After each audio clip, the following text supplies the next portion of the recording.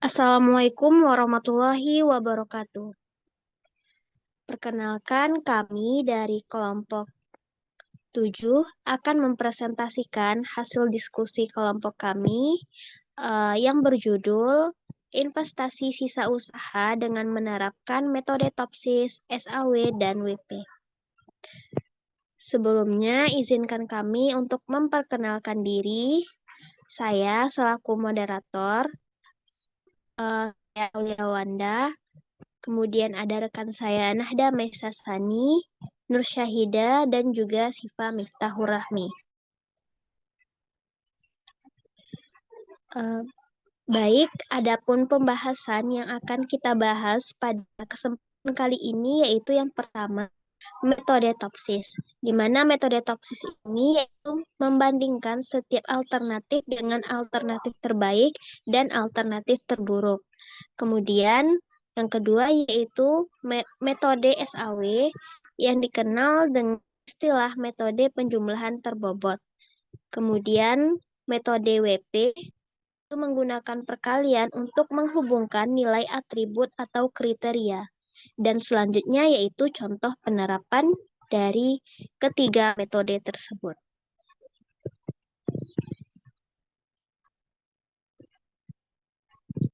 Nah, untuk yang bagian pertama akan dijelaskan oleh Sifa Miftahur Rahmi. Kepada Sifa dipersilakan. Baik, saya akan menjelaskan pengertian dari metode Topsis. Yang pertama, metode Topsis atau Technique for Order Preference by Similarity to Ideal Solution adalah metode multi-kriteria yang digunakan untuk mengidentifikasi solusi dari himpunan alternatif berdasarkan minimalisasi simultan dari jarak titik ideal dan memaksimalkan jarak dari titik terendah.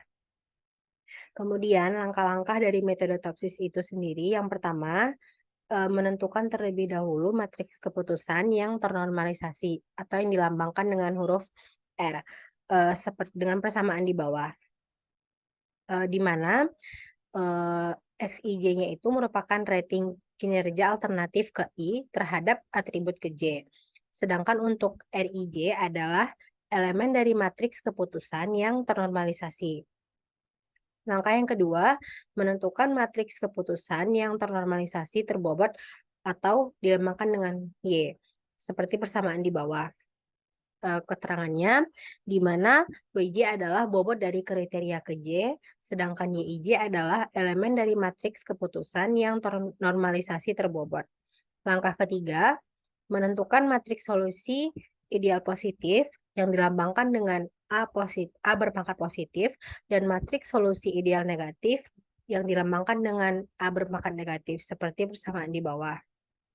Dengan YJ berpangkat positif yaitu sebagai berikut dan YJ berpangkat negatif sebagai berikut. Kemudian langkah keempatnya yaitu menentukan jarak nilai alternatif dari matriks solusi ideal positif yang dilambangkan dengan DI berpangkat positif dan matriks solusi ideal negatif yang dilambangkan dengan DI berpangkat negatif. Jarak solusi ideal positif persamaannya seperti di bawah. Kemudian langkah kelima, menentukan nilai preferensi atau VI untuk setiap alternatif. Nilai preferensi merupakan kedekatan suatu alternatif terhadap solusi ideal dengan yang dapat diperoleh seperti dengan persamaan di bawah. Nilai VI yang lebih besar itu menunjukkan prioritas alternatif. Saya kembalikan kepada moderator. Baik, terima kasih Sifa. Untuk bagian selanjutnya, yang bagian metode yang kedua, yaitu metode SAW. Metode SAW ini akan dijelaskan oleh saya, Nur Syahida. Kepada Nur Syahida, dipersilakan. Baik, selanjutnya yaitu metode SAW. Metode SAW atau Simple Additive Weighting juga dengan istilah penjumlahan berbobot. Konsep dasar metode SAW adalah mencari penjumlahan berbobot dari rating kinerja pada setiap alternatif pada semua atribut.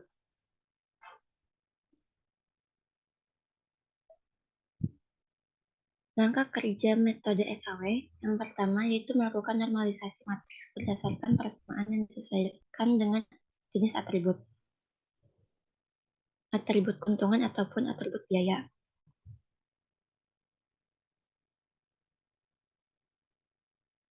Selanjutnya yaitu menghitung nilai preferensi per alternatif.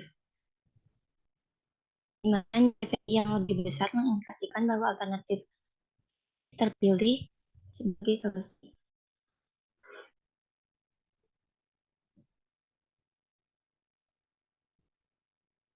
Saya kembalikan ke moderator. Baik, terima kasih Nur Syahida. Untuk bagian yang ketiga yaitu metode WP. Metode WP akan dijelaskan oleh rekan saya, Nahda, di persiapan. Baik, untuk selanjutnya yaitu metode WP.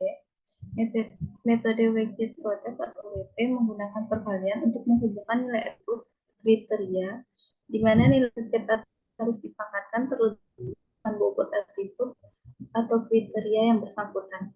Proses ini sama halnya dengan proses normalisasi. Selanjutnya langkah metode WP yang pertama yaitu normalisasi atau perbaikan bobot dengan rumus WJ sama dengan WJ per dibagi dengan sigma WJ. Sigma WJ jumlah keseluruhan nilai bobot dengan sigma WJ sama dengan 1. Selanjutnya menentukan nilai vektor S dengan rumus berikut. Menentukan nilai vektor dengan cara mengalihkan seluruh kriteria dengan alternatif hasil normal atau perbaikan bobot yang berpangkat positif untuk kriteria keuntungan dan yang berpangkat negatif untuk kriteria biaya. Untuk langkah selanjutnya, menentukan nilai vektor V dengan rumus sebagai berikut. Menentukan nilai vektor V, di mana vektor merupakan preferensi alternatif yang akan digunakan untuk perankingan dari masing-masing jumlah dengan jumlah seluruh nilai vektor. Sekian yang dapat saya jelaskan, saya kembalikan pada moderator. Baik, terima kasih Nahda. Untuk bagian selanjutnya yaitu contoh penerapan. Pada contoh penerapan kali ini kami menggunakan investasi sisa usaha dengan penerapan metode TOPSIS, SAW, dan WP.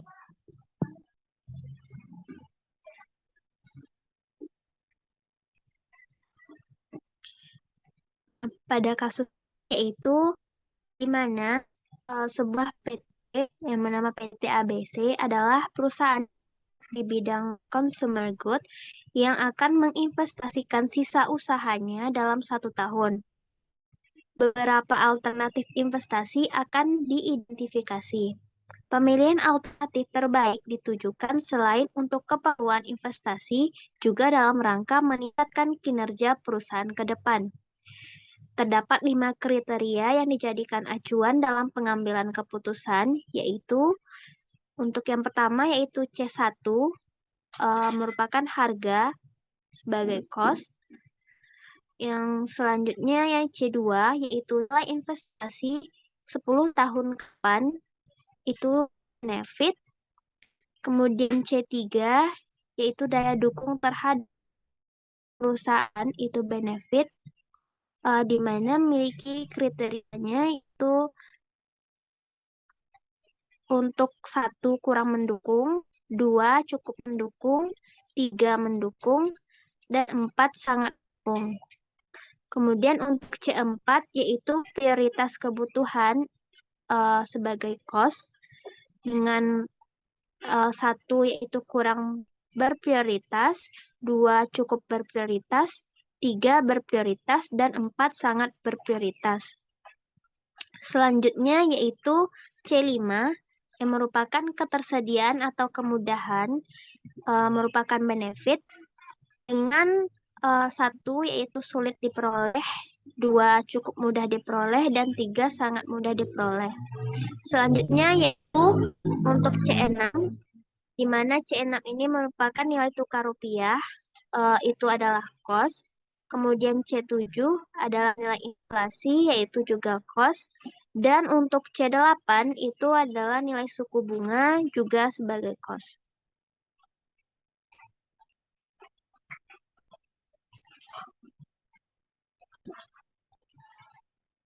Nah, berikut merupakan pengambilan keputusan memberikan bobot preferensi yang mana dapat kita lihat pada tabel 1 dan tabel 2-nya. Yang tabel 1 yaitu bobot preferensi untuk metode Topsis dan SAW, dan untuk tabel 2 merupakan bobot preferensi untuk metode WP. Terdapat 4 alternatif yang diberikan, yaitu yang pertama, untuk alternatif pertama adalah membeli mobil tangki untuk distribusi barang ke gudang. Alternatif kedua yaitu membeli tanah untuk membangun gudang baru. Alternatif ketiga yaitu maintenance sarana teknologi informasi. Dan alternatif keempat yaitu pengembangan produk baru.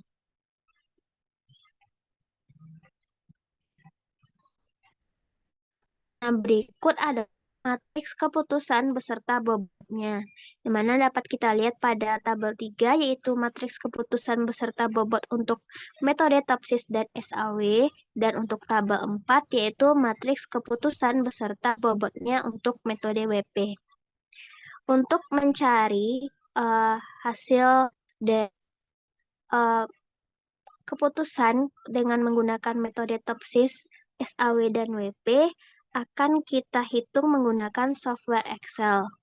Nah, untuk yang bagian pertama yaitu menggunakan metode Topsis yang akan dijelaskan oleh rekan saya, Siva. Kepada dipersilakan. Baik, untuk pengambilan keputusan dengan metode Topsis menggunakan software Excel, terlebih dahulu kita membentuk matriks ternormalisasi R-nya, di mana untuk kolom pertama yaitu kolom harga, untuk nilai pembaginya itu diperoleh dengan mengakarkan jumlah dari setiap elemen pada masing-masing baris di kolom harga, dikuadratkan, kemudian diakarkan. Untuk nilai elemen matriksnya itu diperoleh dengan cara yang pertama yaitu elemen pada matriks keputusan pada kolom harga dibagi dengan nilai dari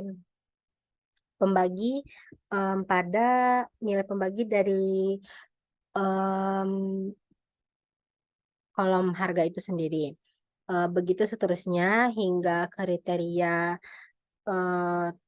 ke-8 yaitu nilai suku bunga dengan cara yang sama, yaitu nilai pembaginya itu di mana dengan mengkuadratkan setiap elemen pada matriks keputusan pada kolom nilai suku bunga, kemudian dijumlahkan, kemudian nilai tersebut diakarkan.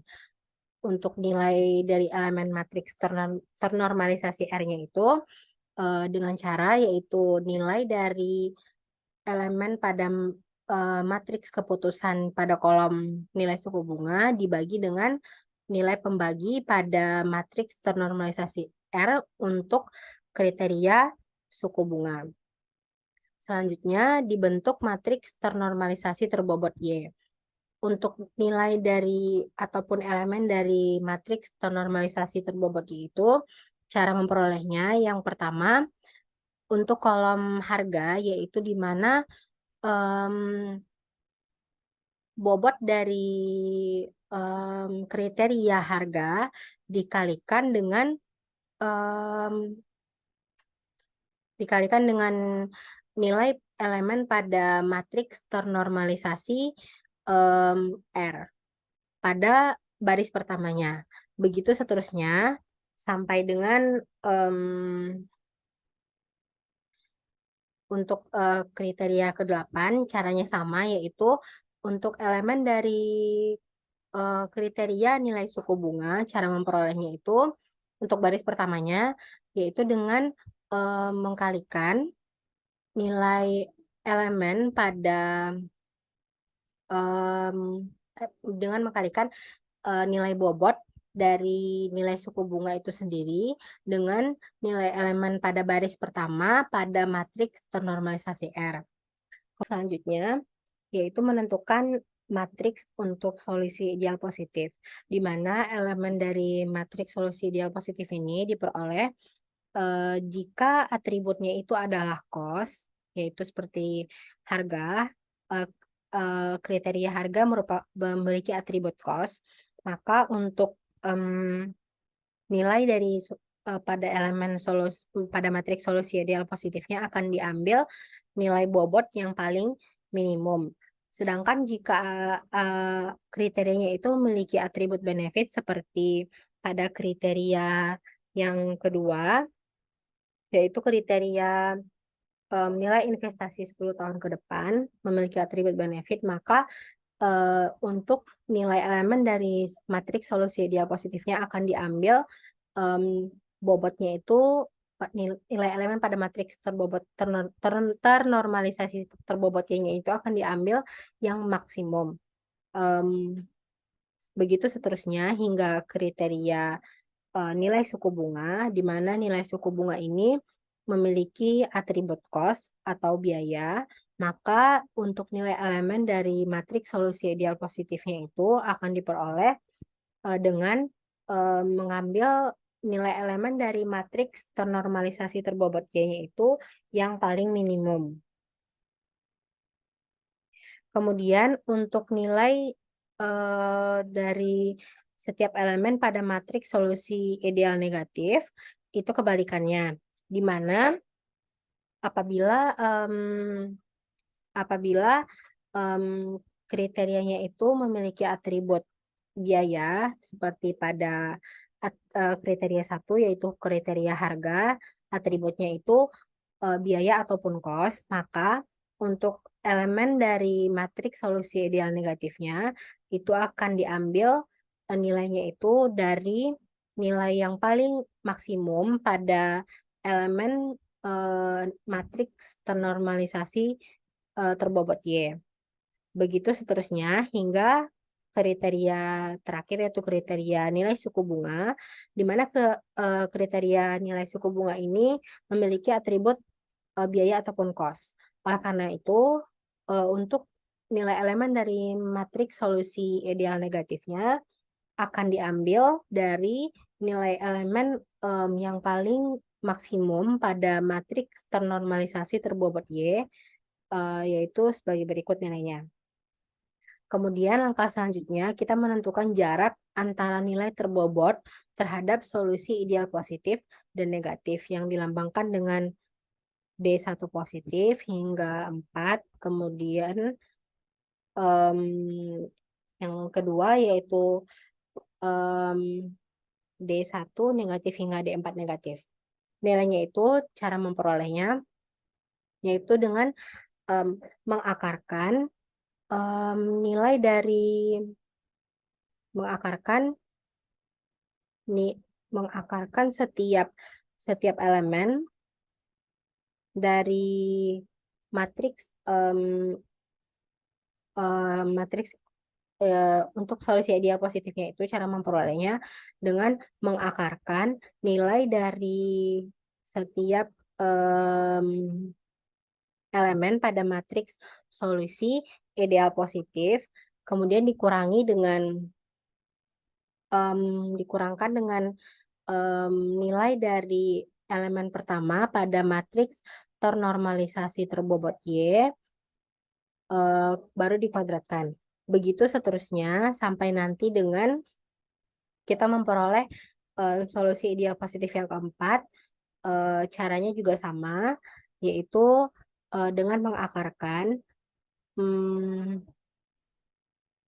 nilai elemen dari matriks solusi ideal positif pada kolom pertama dikurangi dengan nilai elemen dari matriks ternormalisasi terbobot Y pada kolom pertama atau kriteria harga pada baris keempatnya dikurangi kemudian dikuadratkan, begitu seterusnya hingga diperoleh jarak antara nilai terbobot terhadap solusi ideal positifnya. Kemudian untuk jarak antara nilai terbobot terhadap solusi ideal negatifnya diperoleh dengan mengakarkan nilai dari elemen pada kolom kriteria harga untuk baris pertamanya, kemudian dikurangi dengan nilai dari kolom pertama ataupun elemen pertama pada matriks pada matriks solusi ideal negatif, kemudian dikuadratkan. Begitu seterusnya hingga nanti diperoleh jarak antara nilai terbobot terhadap solusi ideal negatif untuk solusi yang keempat, yang itu cara memperolehnya juga sama dengan mengakarkan nilai elemen pada matriks normalisasi terbobot Y pada kriteria harga, yaitu pada elemen keempat ataupun baris keempat, kemudian dikurangi dengan nilai pada matriks solusi ideal negatif, kemudian dikuadratkan, begitu seterusnya. Kemudian setelah kita memperoleh jarak antara nilai terbobot terhadap solusi ideal positif maupun negatifnya, kita membentuk nilai preferensi, di mana nanti nilai preferensi ini akan menjadi acuan,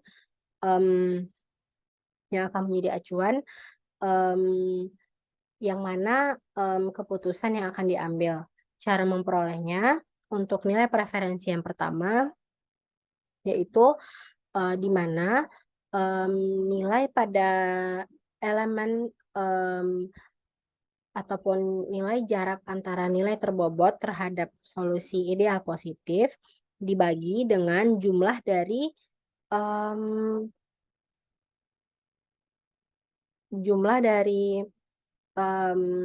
elemen pertama ataupun jarak antara nilai terbobot terhadap solusi ideal positif itu sendiri. Begitu seterusnya hingga diperoleh nanti nilai preferensi yang keempat. Caranya juga sama, yaitu di mana nilai pada jarak antara nilai terbobot terhadap solusi ideal negatifnya, kemudian dibagi dengan jumlah dari jarak itu sendiri. Kemudian dilakukan perankingan. Setelah dilakukan perankingan, diperoleh dari keempat nilai preferensi ini, nilai preferensi yang keempat menjadi ataupun memiliki nilai yang terbesar, sehingga akan diambil keputusan, yaitu keputusan yang pertama. Baik, sekian penjelasan dari saya. Saya kembalikan kepada moderator. Baik, terima kasih kepada Siva yang sudah menjelaskan dengan menggunakan metode Topsis. Untuk bagian selanjutnya yaitu menggunakan metode SAW yang akan dijelaskan oleh rekan saya Nur Syahida. Pada Nur Syahida dipersilakan. Baik, selanjutnya yaitu penerapan dengan menggunakan metode SAW. Langkah pertama yaitu kita membuat matriks normalisasi berdasarkan persamaan yang disesuaikan dengan jenis atribut, di mana jika atributnya merupakan benefit, maka nilai XIJ dibagi dengan maksimum dari XIJ atau maksimum dari atribut. Jika atributnya biaya atau cost, maka nilai minimum dari atribut dibagi dengan XIJ. Untuk normalisasi atribut harga, nilai minimumnya yaitu 350.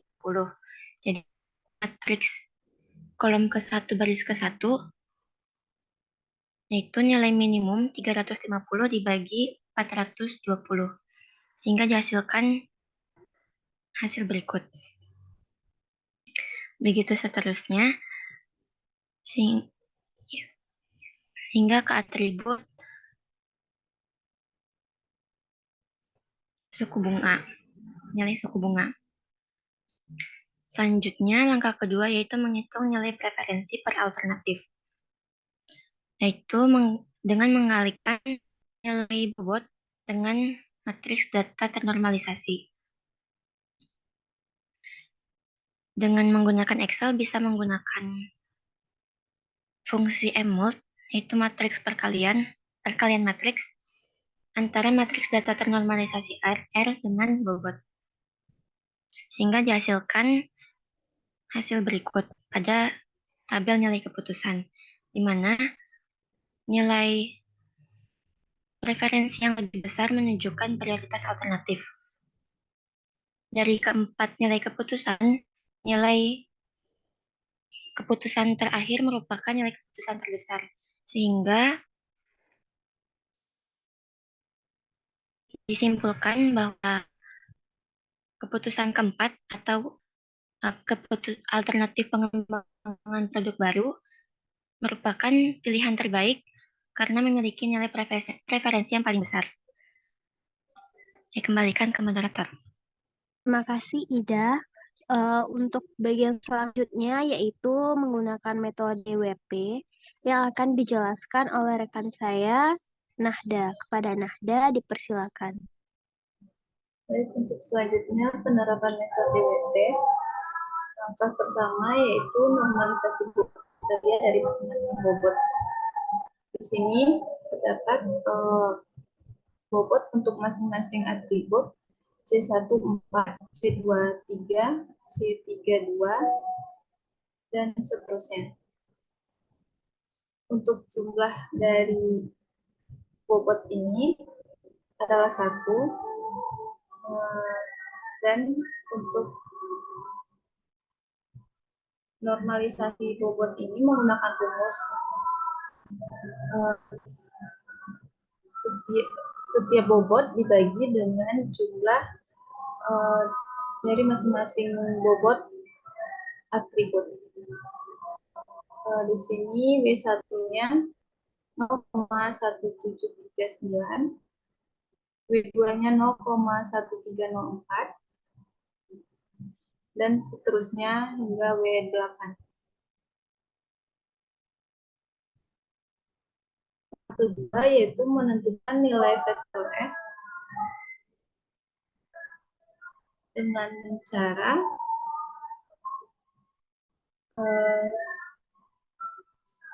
setiap nilai alternatif dipangkatkan dengan nilai bobotnya,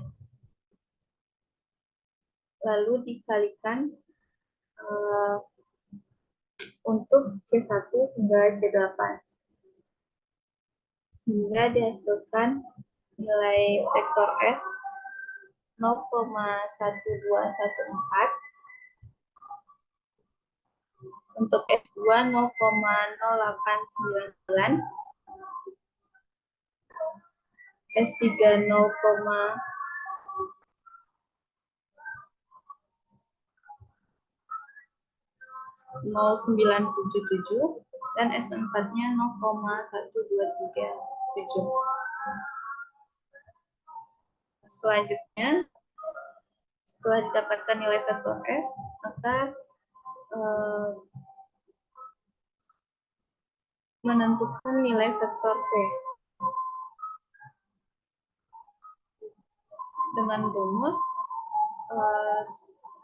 nilai dari setiap vektor S dibagi dengan jumlah keseluruhannya, sehingga didapatkan untuk nilai V1 0,2804, V2 0,2077, V3 0,225, dan V4 0,85. Di sini nilai yang tertinggi yaitu pada V4. Maka dapat disimpulkan alternatif A4 atau alternatif pengembangan produk merupakan alternatif yang terpilih sebagai alternatif terbaik. Sekian dari saya kembalikan pada moderator. Baik, terima kasih Nahda yang sudah menjelaskan metode WP. Nah, dari ketiga metode yang digunakan yaitu TOPSIS, SAW, dan WP, dihasilkan kesimpulan bahwasannya pengambilan keputusan untuk menentukan investasi sisa usaha yang dilakukan oleh PT ABC menggunakan ketiga metode tersebut, yaitu dihasilkan keputusan pengembangan produk baru atau alternatif A4 sebagai alternatif terbaiknya, yang mana artinya bahwa pengembangan produk baru selain untuk keperluan investasi juga lebih baik dalam rangka meningkatkan kinerja perusahaan ke berdasarkan kriteria-kriteria penilaian yang ada. Eh, itulah presentasi dari kelompok kami, penerapan metode TOPSIS, SAW, dan WP. Sebelumnya, selaku moderator, mohon maaf apabila ada kesalahan baik dalam penyampaian kata dan juga dari penyampaian materi yang kami berikan. Apabila ada koreksi ataupun saran, diperbolehkan. Kami akhiri dengan wassalamualaikum warahmatullahi wabarakatuh.